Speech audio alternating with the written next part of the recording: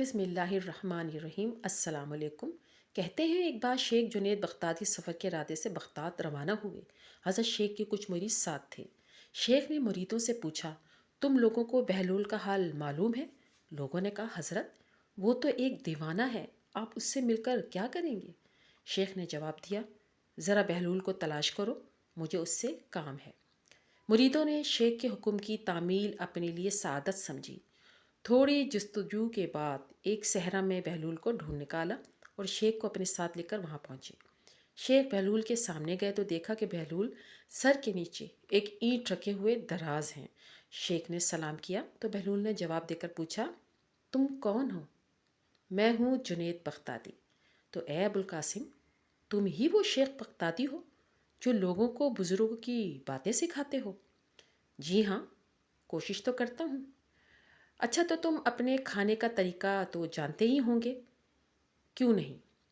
بسم اللہ پڑھتا ہوں اور اپنے سامنے کی چیز کھاتا ہوں، چھوٹا نوالا بناتا ہوں، آہستہ آہستہ چباتا ہوں، دوسروں کے نوالوں پر نظر نہیں ڈالتا اور کھانا کھاتے وقت اللہ کی یاد سے غافل نہیں ہوتا۔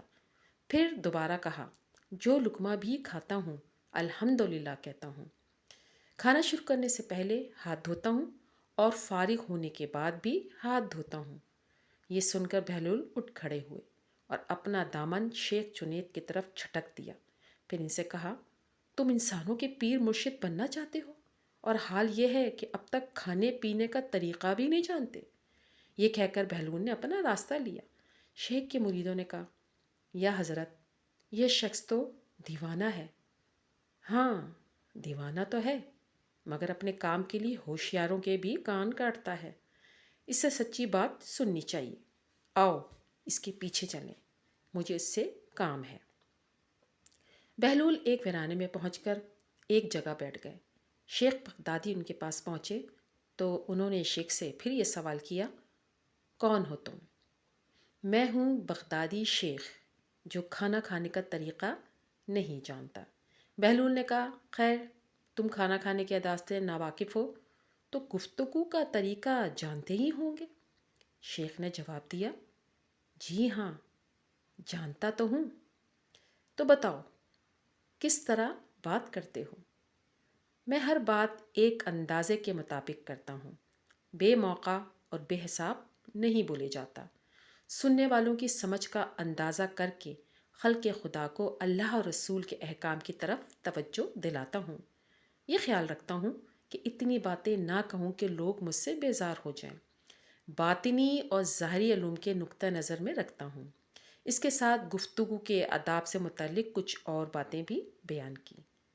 بہلول نے کہا، کھانا کھانے کے آداب تو ایک طرف رہے، تمہیں تو بات کرنے کا ڈھنگ بھی نہیں آتا۔ پھر شیخ سے منہ پھیرا اور ایک طرف چل دیے۔ مریدوں سے خاموش نہ رہا گیا۔ انہوں نے کہا، یا حضرت، یہ شخص تو دیوانہ ہے، آپ دیوانے سے بھلا کیا توقع رکھتے ہیں؟ بھائی مجھے تو اس سے کام ہے، تم لوگ نہیں سمجھ سکتے۔ اس کے بعد شیخ نے پھر بہلول کا پیچھا کیا۔ بہلول نے مڑ کر دیکھا اور کہا، تمہیں کھانا کھانے اور بات کرنے کے آداب نہیں معلوم ہیں، سونے کا طریقہ تو تمہیں معلوم ہی ہوگا۔ شیخ نے کہا، جی ہاں، معلوم ہے۔ اچھا بتاؤ، تم کس طرح سوتے ہو؟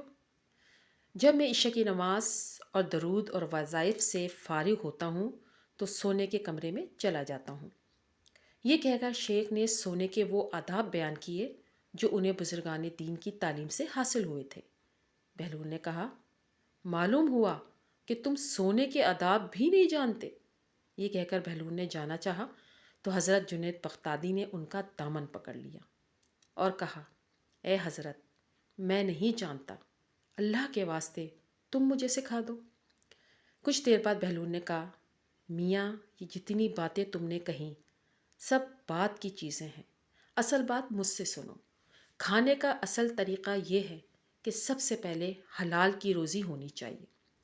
اگر غذا میں حرام کی ملاوٹ ہو جائے تو جو آداب تم نے بیان کیے ان کے برتنے سے کوئی فائدہ نہ ہوگا اور دل روشن ہونے کے بجائے اور تاریک ہو جائے گا۔ شیخ جنید نے بے ساختہ کہا، جزاک اللہ خیرہ، اللہ تمہارا بھلا کرے۔ پھر بہلول نے بتایا، گفتگو کرتے وقت سب سے پہلے دل کا پاک اور نیت کا صاف ہونا ضروری ہے، اور اس کا بھی خیال رہے کہ جو بات کہی جائے اللہ کی رضامندی کے لیے ہو۔ اگر کوئی غرض یا دنیاوی مطلب کا لگاؤ یا بات فضول قسم کی ہوگی تو خواہ کتنے ہی اچھے الفاظ میں کہی جائے گی، تمہارے لیے وبال بن جائے گی۔ اس لیے ایسے کلام سے خاموشی بہتر ہے۔ پھر سونے کے متعلق بتایا، اسی طرح سونے سے متعلق جو کچھ تم نے کہا وہ بھی اصل مقصود نہیں ہے۔ اصل بات یہ ہے کہ جب تم سونے لگو تو تمہارا دل بغض، کینہ اور حسد سے خالی ہو، تمہارے دل میں دنیا اور مال دنیا کی محبت نہ ہو، اور نیند آنے تک اللہ کے ذکر میں مشغول رہو۔ بہلول کی بات ختم ہوتے ہی حضرت جنید بغدادی نے ان کے ہاتھوں کو بوسہ دیا، ان کے لیے دعا کی۔ شیخ جنید کے مرید یہ منظر دیکھ کر حیران رہ گئے۔ انہیں اپنی غلطی کا احساس ہوا، اور یہ بات ان کی سمجھ میں آ گئی کہ ہر شخص کو چاہیے کہ وہ جو بات نہیں جانتا اسے سیکھنے میں ذرا بھی نہ شرمائے۔